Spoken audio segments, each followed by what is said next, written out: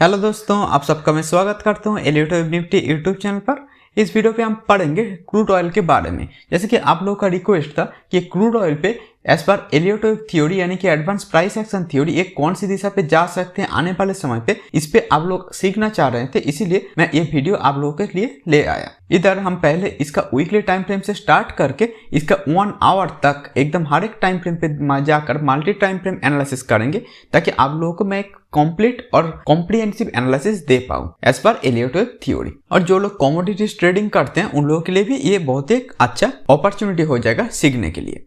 तो चलिए शुरू करते हैं। पहले जो दोस्तों हमारे साथ आज नए जुड़े हैं उन लोगों के लिए मैं बता देना चाहूंगा, ये जो भी मार्किंग मैं अभी तक दिखा रहा था वो जिस थ्योरी के बेसिस पे था उसका नाम है Elliott wave theory. Normally as per Elliott wave theory ये बोला जाता है मार्केट ऐसे 1 2 3 4 5 ऐसे 5 सा वेब पे आगे बढ़ते हैं, जिसके अंदर first web, third web and fifth web होते हैं आपका मेन ट्रेंड, और ये second web and fourth web होते हैं आपका एक प्रॉफिट बुकिंग जोन। अब नॉर्मली हम जब ये इक्विटी मार्केट पे देखते हैं हमारा एक्सपेक्टेशन ये रहते हैं कि ये थर्ड वेब जो है ये नॉर्मली सबसे बड़ा बन जाएगा। ओके, ये first web, third web and fifth web के अंदर में। बट जब हम कमोडिटीज मार्केट पे देखते हैं तब मार्केट कुछ इस तरीके से काम करते हैं, जहां पर ये फिफ्थ वेब जो है ये सबसे बड़ा बन जाते हैं, क्योंकि ये क्रूड ऑयल हो या फिर दूसरा कोई भी कमोडिटीज हो, जब इक्विटी मार्केट पे अपॉर्चुनिटी नहीं रहता तब लोग पैसा इस कमोडिटी मार्केट पे लगाते हैं, चाहे वो गोल्ड हो, सिल्वर हो या क्रूड ऑयल हो। तो इसीलिए इसका फिफ्थ वेब जो है ये सबसे बड़ा बन जाते हैं, जहां पर इक्विटी पे थर्ड वेब सबसे बड़ा बनते हैं। तो अभी चलिए हमारा मेन चार्ट पे चलते हैं और देखते हैं कि इस थ्योरी का मैं कैसे इस्तेमाल किया हूं। पहले मैं ये क्रूड ऑयल का ये बड़ा टाइम फ्रेम यानी कि 1 वीक का टाइम फ्रेम से स्टार्ट करना चाहूंगा और ये दिखाना चाहूंगा कि रिसेंट पास्ट में ये जो जगह है ये सबसे बड़ा लो है, ठीक है। तो इसीलिए मैं जो कोशिश किया कि इस पार्टिकुलर जगह से एक्चुअली 1 2 3 4 5 मार्क करने के लिए, क्योंकि एक बहुत बड़ा फॉल के बाद भी आपका वेब 1 बन सकते हैं। ओके, तो उस हिसाब से इधर जो मुझे क्लियरली लग रहा है कि ये बड़ा वाला वेब 1 हो गया, ये हो गया हमारा वेब 2। अब 1 2 के बाद जो बड़ा वाला ये ब्लैक कलर का ये 3 होगा, तो इस 3 के लिए मार्केट को अभी जाना बाकी है। देन ये 4 के लिए आएगा एंड देन 5th के लिए मार्केट फिर से इधर से ऊपर जाने का प्रयास करेगा। और ये वाला जो थर्ड होगा यानी कि बड़ा वाला थर्ड के अंदर नॉर्मली 5 सबवेब होते हैं, तो उसको मैं 1 2 3 4 5 ऐसा कुछ होने वाले हैं, ये मैंने मार्क किया। और ये वाला जो 1 2 हो रहा है, मतलब ये बड़ा वाला थर्ड के अंदर का ये जो 1 2 हो रहे हैं, तो चलिए इसको मैं रेड कलर से मार्क कर दिया। तो अभी ये जो 1 2 है इस 2 के अंदर मार्केट अभी चल रहे हैं, तो एक्चुअली ये बड़ा वाला वेब 3 के अंदर, ये 2 के अंदर मार्केट है। अब normally as per Elliott wave theory ये बोला जाते हैं कि ये जो वेब 1 का स्टार्टिंग है, उस वेब 1 का जो स्टार्टिंग जिसको मैं 0 मानना चाहूंगा, इस 0 पॉइंट से नीचे ये 2 नहीं जा सकता। तो इसीलिए ये वाला जो लो जो बस 2022 से थोड़ी पहले से ही बने थे, तो इस जगह तक हो सकते हैं आपका एक बहुत बड़ा स्टॉप लॉस या आइडियल स्टॉप लॉस। अगर किसी कारण मार्केट इधर से चले आए तो ये हमारा हो जाता है इनवैलिडेशन लेवल, इसके नीचे मार्केट चला जाएगा, तो हमारा ये जो मार्किंग है ये गलत हो सकते हैं या फिर एटलीस्ट इसको बदलना पड़ेगा। तो जो भी होता, अभी ये बात यह है कि ये 1 2 3 4 5 करके मार्केट आने वाले समय पे और भी ऊपर जाने का प्रयास करेगा। और ये वाला 2 जो है ये अभी भी खत्म नहीं हुए हैं, और ये अभी थोड़ा और नीचे आने के बाद ही आप राइज एक दे सकते हैं। तो अभी चलिए इसका वीकली से अभी डेली टाइम फ्रेम पर चलते हैं। तो अभी हम आगे डेली टाइम फ्रेम पर, इधर भी वो जो बड़ा वाला 1 के अंदर 1 2 3 4 5 मार्किंग तो मैं आप लोगों को क्लियरली दिखा भी रहा हूँ।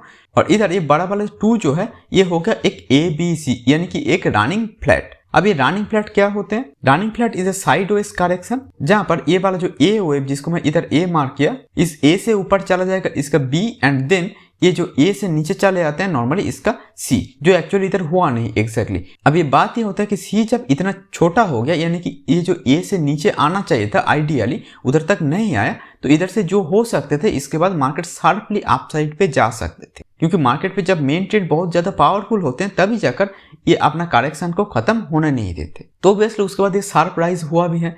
तो ये जो मुझे लग रहा है अभी के लिए ये मोस्ट प्रोबेबली 1 2 के बाद ये 3 हो गया, ऐसा नहीं लग रहा। जो मुझे लग रहा है कि ये 1 है 2 है, ये 3 के अंदर 1 हो सकते हैं, ये 3 के अंदर का 2 चल रहे हैं।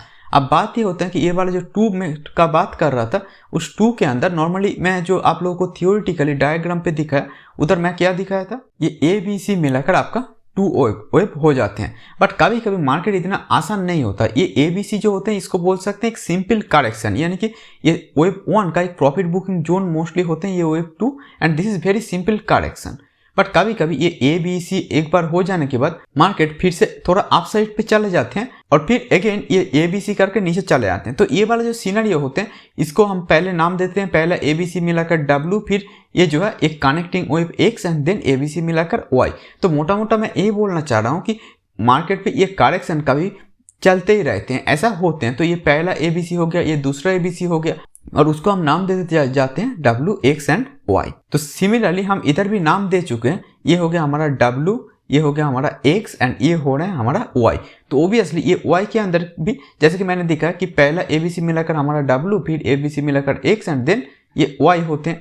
तो इस वाई के अंदर नॉर्मली 3 सबवेव हम एक्सपेक्ट करते हैं, ए बी एंड सी। तो इधर हमको वही देखना है कि ये जो है ये हमारा डब्ल्यू हो गया, ये हो गया एक्स एंड ये हो रहा है मे बी हमारा वाई। अब इसको मैं क्यों एक्स इधर मार्क किया हूँ, इधर क्यों नहीं, राइट? बहुत सारे लोगों को लग भी सकते हैं। तो उनके लिए मैं ये बताना चाहूँगा एक्स के अंदर नॉर्मली कोई भी 3 पैटर्न्स हो सकते हैं, जैसे कि नॉर्मल ए बी सी भी हो सकते हैं। तो इधर जो मुझे दिख रहे हैं ये हो गया हमारा ए, ये हो गया बी एंड ये हो गया हमारा सी। ओके, तो ये ए बी सी जब इधर खत्म हुए तो ऑब्वियसली एक्स हमारा यहीं खत्म होगा इंस्टेड ऑफ इधर या इधर। ओके, तो इसलिए मैंने एक्स को इधर लॉजिकली मार्क किया हूँ, ऐसा नहीं कि मेरा मन मर्जी हुआ इसलिए मार्क कर दिया, ऐसा नहीं। और ये जो सी वेव है, सी के अंदर जो मुझे दिख रहे हैं ये एक एंडिंग डायगोनल हो गया। इस एंडिंग डायगोनल का मतलब ये होते हैं मार्केट नॉर्मली इम्पल्स वेव पे 1 2 3 4 5 ऐसे चलते हैं, बट जब इस इम्पल्स का एक फेलियर आ जाते हैं यानी कि थर्ड वेव बहुत बड़ा जो हम एक्सपेक्ट करते हैं नहीं होते, तब वो कुछ इस तरीके से बन जाते हैं 1 2 3 4 5। इधर फोर्थ वेव जो होगा ये वेव 1 या 2 का टेरिटरी पे नॉर्मली नहीं आते, बट इधर फोर्थ वेव 1 का टेरिटरी पे आकर क्लोज हो जाते हैं। तो इसीलिए ये जो है ये एक्चुअली इम्पल्स का फेलियर है और कुछ है नहीं। इसको बोला जाता है इम्पल्स वेव और इसको बोला जाता है डायगोनल। इधर भी 5 सबवेव होते हैं, इधर भी 5 सबवेव भी होते हैं। तो वही चीज बस इधर हुआ, ये सी के अंदर हुआ, इसका मतलब ये एंडिंग डायगोनल हुआ। जब ये सी के अंदर होते हैं उसको हम बोलते हैं एंडिंग डायगोनल और ए के अंदर होंगे तो उसको बोलेंगे लीडिंग डायगोनल। तो जो भी, तो ये हो गया हमारा ये डब्ल्यू, ये हो गया हमारा एक्स एंड ये जो है ये हमारा y के लिए मार्केट नीचे आ रहे हैं और w x y मिलाकर ये वाला जो 2 है, जो बड़ा वाला 3 के अंदर जो ब्लैक कलर पे मैंने पहले दिखाया था, उस बड़ा वाला 3 के अंदर ये वेव 2 खत्म होगा। तो अब बात ये होता है कि ये क्या कर रहे हैं अभी। इसके लिए मैं ये बताना चाहूंगा कि ये वाला जो जगह है इधर, जैसे कि मैं आप लोगों को बता रहा था कि इधर एक एंडिंग डायगोनल हुआ है, तो सिमिलरली एक सेम टाइप का फॉर्म वेव ए पर बने हैं। अब ये भी डायगोनल है, ये भी डायगोनल है। अब ये जो वेव वाई के अंदर का वेव ए है, तो इधर भी सेम वेव पे 1 2 3 4 5 ऐसा 5 सबवेव भी दिख रहे हैं। तो ये सी पे भी ये 5 सबवेव भी था। तो मोटा मोटा मैं ये बोलना चाहता हूँ कि ये सी के अंदर आ गया एंडिंग डायगोनल, तो अब ए के अंदर आ गया, तो इसको आप बोल सकते हैं this is kind of your leading diagonal. Okay, ये बस पोजीशन का फर्क है। नॉर्मली इसके अंदर बहुत ज्यादा कुछ अंतर या डिफरेंस नहीं रहता। ओवरऑल इस दोनों का साइकोलॉजी या दोनों का रीजन मोटा मोटा लगभग सेम ही होते हैं, बस एक दूसरे का इनवर्स होते हैं। ये आते हैं सी पर, कोई एक बड़ा वाला जो राइज हो रहा था उसको खत्म कर दिया, और ये जो है कोई एक डाउनफॉल का स्टार्टिंग पे बना। ओके, तो ये मोटा मोटा आपका ए हो गया, देन ये बी के लिए चला गया। अब बी जो होते हैं ना, ये कहाँ तक जाते हैं नॉर्मली, ये 1 2 3 4 5। ओके, जो 5 सबवेव मिलाकर हमारा एक डायगोनल फॉर्म किया था उसका फोर्थ वेव के आसपास तक जाते हैं, जो इधर चले जाने के बाद इधर से एक्चुअली एक सेलिंग अपॉर्चुनिटी भी था इसके अंदर। अब मैं जाकर दिखाऊंगा आवली टाइम फ्रेम पर, तो इधर से एक सेलिंग अपॉर्चुनिटी था, तो इधर से मार्केट ये 1 2 3 4 5 करके मार्केट नीचे आने का प्रयास कर रहे हैं। अब बात ये होता है कि ये कहाँ तक आएगा, पहले हम वो देख लेते हैं। तो ये जो है ये हमारा जो सी और ए का जो रिलेशन होते हैं ना, वो होते हैं एक दूसरे का 100% का लेवल तक नॉर्मली हम एक्सपेक्ट करते हैं, जो है 71.36 के आसपास, और उससे ऊपर जो मिनिमम एक एक्सपेक्ट करते हैं वो होता है 0.618 तक ये आ जाए। ओके, नॉर्मली अगर हम देखें तो ये 0.618 से 100 या उससे भी नीचे गया तो 1.618 का भी लेवल होते हैं। फिबोनाची वाइज अगर हम देखें तो ये 0.618 तक आएगा मिनिमम, ये हम एक्सपेक्ट कर रहे हैं। तो ये होते हैं 83.99 यानी कि $84 के आसपास, और ये जो है उससे भी नीचे आया, जो एक्चुअली हमारा एक्सपेक्टेशन होना चाहिए वो है 71.36। अब ये कहाँ तक आने का चांस ज़्यादा है, चलिए वो देख लेते हैं। उसके लिए मैं ये डेली टाइम फ्रेम से और भी छोटा टाइम फ्रेम पे जाना चाहूंगा। तो अभी हम चले आए क्रूड ऑयल का 2 आवर का चार्ट पे। तो इधर जो मुझे दिख रहा है कि ये आपका जो सी वेव की जो मैं बात बोल रहा था ए बी के बाद, तो इस सी वेव के अंदर नॉर्मली 5 सबवेव्स होते हैं, ठीक है। तो इधर सी वेव पे क्या हो रहा है कि एक एंडिंग डायगोनल जैसे पैटर्न बन रहे हैं। तो जो हो सकते हैं कि ये, जैसे कि मैं आप लोगों को थोड़ी देर पहले ही दिखाया था कि ये बुल साइड पे एक बन गया था कुछ इस तरीके से, एक एक एंडिंग डायगोनल। तो सेम चीज़ इधर भी एक एंडिंग डायगोनल बनते हुए मुझे दिख रहे हैं। तो मे भी ये जो है ये हमारे एक एंडिंग डायगोनल बन रहे हैं, इधर से फटाक से चले जाए, तब ये 0.618 का टारगेट को भी हिट करके ये जा सकते हैं। बट इधर और एक दूसरा पॉसिबिलिटीज जो मुझे लग रहा है कि मे भी हो सकते हैं, वो ये है कि ये 1, ये 2, फिर ये बड़ा वाला शायद थर्ड बनेगा, फोर्थ बनेगा, देन ये फिफ्थ के लिए आएगा। तो जो हो सकते हैं 1, 2, 3, 4 एंड 5। तो इस 3 के अंदर 1, 2, 3, 4, 5 मिलाकर एक्चुअली 3 बनेगा, जो क्योंकि 3 के अंदर 5 सवाब होते ही हैं। तो ये जो है ये 1, 2, 3 बना रहा होगा, देन ये 4, ये 5 हो सकते हैं। ये एक दूसरा पॉसिबिलिटी हो सकते हैं, तब जाकर ये एक 71.36 का लेवल तक भी आ सकते हैं। बट ओबियसली इधर जो पहला चांस मुझे ज़्यादा लग रहा है वो हो सकते हैं इधर से एक बाउंस करने का कोशिश करे और अप साइड पे चले जाए।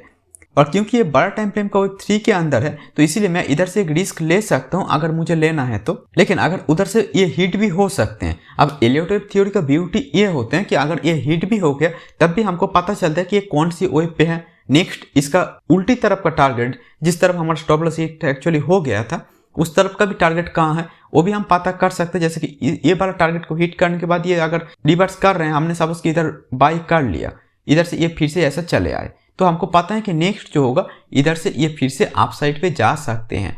तब जाकर हम इसको 1, 2, 3, 4, 5 ऐसा काउंट करेंगे, फिर इधर से जब ये राइज देगा तब जाकर हम लेने का प्रयास करेंगे। लेकिन अभी के लिए क्रूड ऑयल जो मुझे लग रहा है कि थोड़ा शायद और नीचे आ सकते हैं। तो उम्मीद कर रहा हूँ कि आप लोगों को मेरा एनालिसिस से मैं कुछ सिखा पा रहा हूँ, और आने वाले समय पर भी ऐसा और भी वीडियोस अगर देखने हैं या फिर कोई भी पार्टिकुलर जगह पे आप लोग का रिक्वेस्ट है तो आप लोग मुझे कमेंट करके भी बता सकते हैं, या फिर हमारे टेलीग्राम चैनल पर भी आप लोग वोटिंग करके रिक्वेस्ट कर सकते हैं। ओब्वियसली मैं आप लोगों के लिए वो वीडियो, चाहे वो पार्टिकुलर स्टॉक हो या कमोडिटीज या क्रिप्टो करेंसी क्यों ना हो, हर एक चीज़ का मैं वीडियो लाने का कोशिश करूंगा।